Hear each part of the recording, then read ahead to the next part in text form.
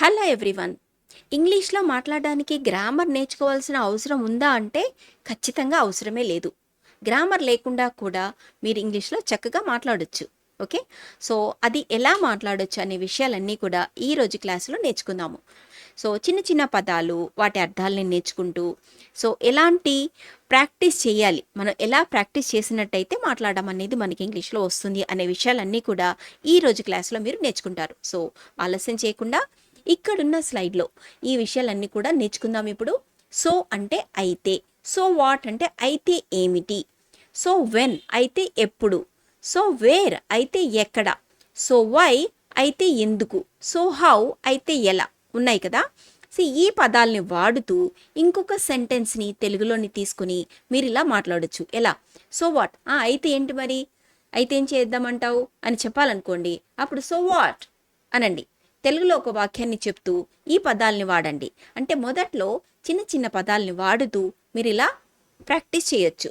ఇంకా కొన్ని పదాలు చూడండి. ఇఫ్ అంటే ఒకవేళ, ఇఫ్ యూ కమ్ ఒకవేళ నువ్వు వస్తే, ఇఫ్ యూ నీడ్ ఒకవేళ నీకు అవసరమైతే, ఇఫ్ పాసిబుల్ ఒకవేళ సాధ్యమైతే, ఇఫ్ నాట్ ఒకవేళ కాదు అయితే లేకపోతే కాకపోతే, ఇఫ్ సో ఒకవేళ అలా అయితే, ఒకవేళ అలాంటిదైతే అన్నమాట.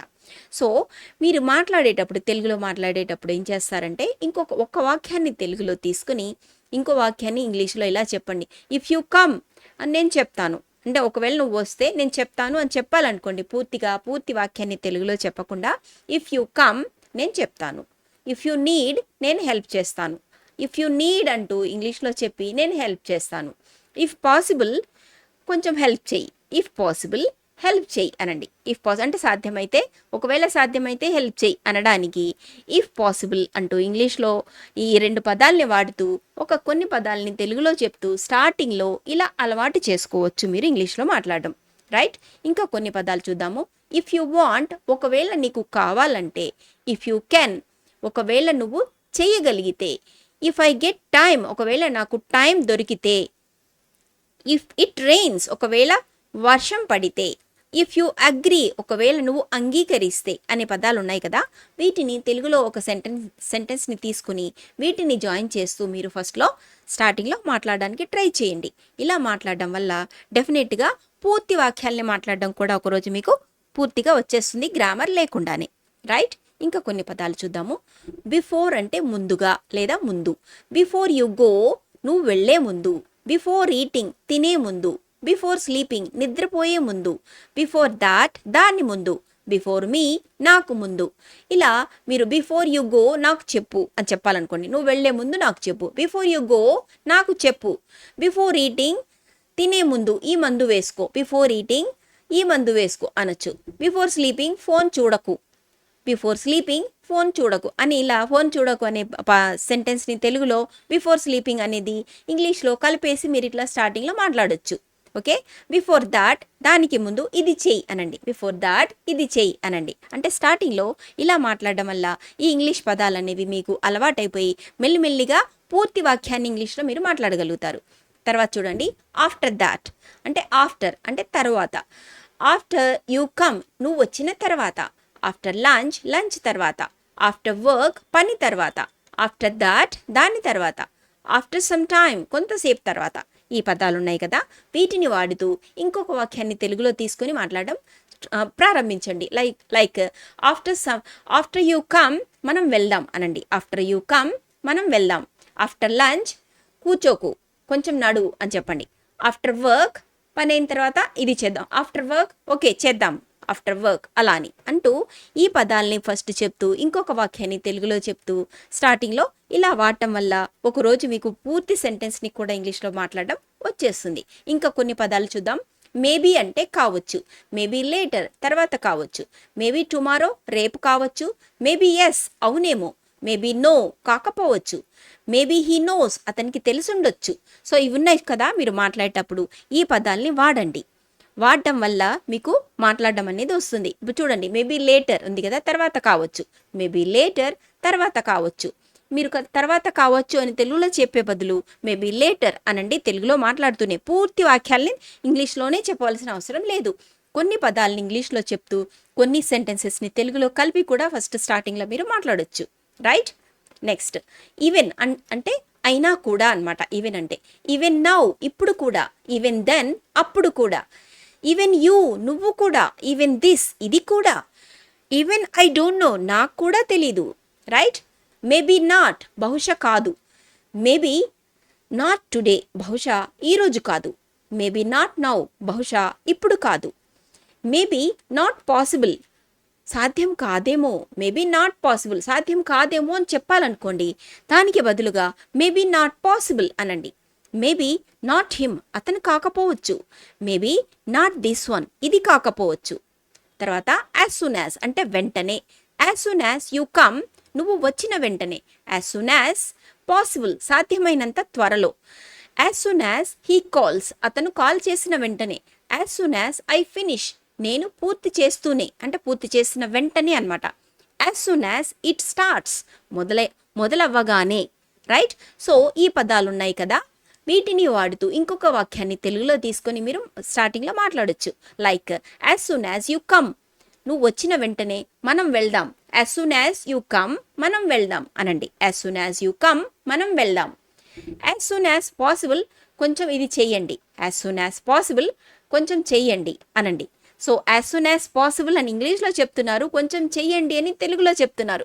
సో ఇలా మాట్లాడడం వల్ల ఈ పదాలు మీకు అలవాటైపోయి తర్వాత ఆ మిగిలిన సెంటెన్స్ని కూడా ఇంగ్లీష్లో చెప్పడం మీకు వస్తుంది. రైట్? ఇంకా కొన్ని పదాలు చూద్దాము. ఈవెన్ ఇఫ్ అయినా సరే, ఈవెన్ ఇఫ్ అయినా సరే, ఈవెన్ ఇఫ్ యూ ట్రై నువ్వు ప్రయత్నించినా సరే, ఇఫ్ ఇట్ రెయిన్స్ వాన వచ్చినా సరే, even if he says no అతను కాదు అన్నా సరే, even if I am busy నేను బిజీ అయినా సరే, even if it is hard అది కష్టమైనా సరే. రైట్? సో ఇలా ఈ పదాలని వాడుతూ ఇంకొక వాక్యాన్ని తెలుగులో తీసుకొని మీరు ప్రాక్టీస్ చేయొచ్చు. రైట్? నెక్స్ట్ ఇంకొక కొన్ని పదాలు చూద్దాం. అట్లీస్ట్ అంటే కనీసం, అట్లీస్ట్ ట్రై కనీసం ప్రయత్నించు, అట్లీస్ట్ టెల్ మీ కనీసం నాకు చెప్పు, అట్లీస్ట్ నౌ కనీసం ఇప్పుడు, అట్లీస్ట్ వన్స్ కనీసం ఒకసారి, అట్లీస్ట్ లిసన్ కనీసం విను. నెవర్ అంటే ఎప్పుడు కాదు, నెవర్ సే దట్ అలా ఎప్పుడు చెప్పకు, నెవర్ డూ దట్ అలా ఎప్పుడు చేయకు, నెవర్ ఫర్గెట్ ఎప్పుడు మర్చిపోకు, నెవర్ గో దేర్ అక్కడికి ఎప్పుడు వెళ్ళకు, నెవర్ మైండ్ పట్టించుకోకు. ఆల్మోస్ట్ అంటే దాదాపు చాలా దగ్గరగా, ఆల్మోస్ట్ డన్ దాదాపు అయింది, ఆల్మోస్ట్ రెడీ దాదాపు రెడీ, ఆల్మోస్ట్ దేర్ దాదాపు అక్కడే, ఆల్మోస్ట్ ఫినిష్డ్ దాదాపు పూర్తయింది, ఆల్మోస్ట్ కరెక్ట్ దాదాపు సరిగా ఉంది. సో ఈవెన్ నౌ ఇప్పటికీ అనమాట. Even now he is waiting ఇప్పటికీ అతను వేచి ఉన్నాడు. ఈవెన్ నౌ ఐ రిమెంబర్ ఇంకా ఇప్పటికీ నాకు గుర్తుంది. ఈవెన్ నౌ ఇట్ హర్ట్స్ ఇంకా ఇప్పటికీ నాకు బాధగా ఉంది. ఓకే? ఈవెన్ ఇంకా బాధగా ఉంది అని చెప్పడానికి ఈవెన్ నౌ ఇట్ హర్ట్స్ అంటాము. Okay? Even now she calls me ఆమె ఇప్పటికీ నాకు కాల్ చేస్తూ ఉంటుంది అని. ఈవెన్ నౌ ఇట్ హ్యాపన్స్ ఇంకా ఇప్పటికీ అది జరుగుతోంది. జస్ట్ అంటే కేవలం ఇప్పుడే అనమాట. ఇప్పుడే అనడానికి తర్వాత కేవలం అనడానికి జస్ట్ అంటాం.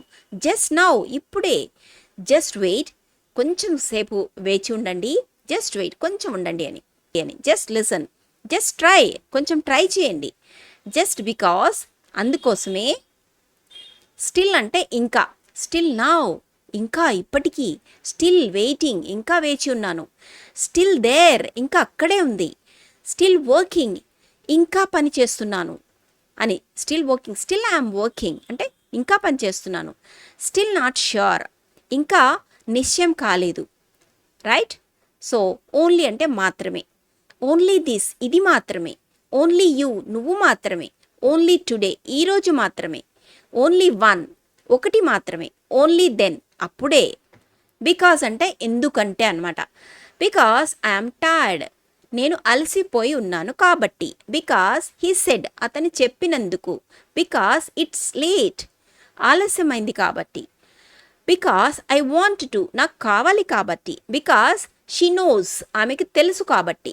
వితౌట్ అంటే లేకుండా అనమాట. వితౌట్ యూ నువ్వు లేకుండా, వితౌట్ మనీ డబ్బు లేకుండా, వితౌట్ ఫోన్ లేకుండా, వితౌట్ పర్మిషన్ అనుమతి లేకుండా, వితౌట్ రీజన్ కారణం లేకుండా, అమాంగ్ అంటే మధ్యలో లేకపోతే వారిలో అన్నమాట.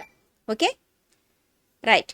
అమాంగ్ ఫ్రెండ్స్ స్నేహితుల మధ్య, అమాంగ్ స్టూడెంట్స్ విద్యార్థుల మధ్య, అమాంగ్ ఆల్ ఆఫ్ అస్ మన అందరిలో, అమాంగ్ ద బెస్ట్ ఉత్తములలో, అమాంగ్స్ చిల్డ్రన్ పిల్లల మధ్య.